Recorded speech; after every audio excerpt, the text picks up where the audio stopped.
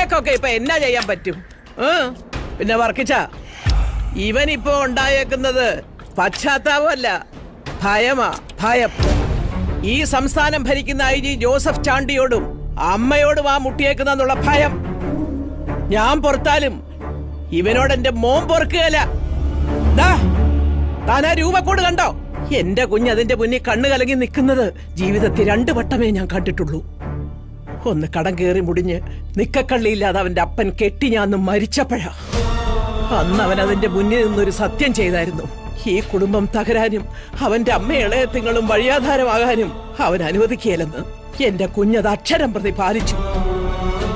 അതുപോലെ ഇന്നും അവനൊരു സത്യം ചെയ്തടോ വർക്കിച്ച. കടുവാക്കുന്ന കുരിയാച്ചന്റെ അസ്ഥിവാരം തോണ്ടുവന്ന് എന്റെ കുഞ്ഞത് ചെയ്തിരിക്കും.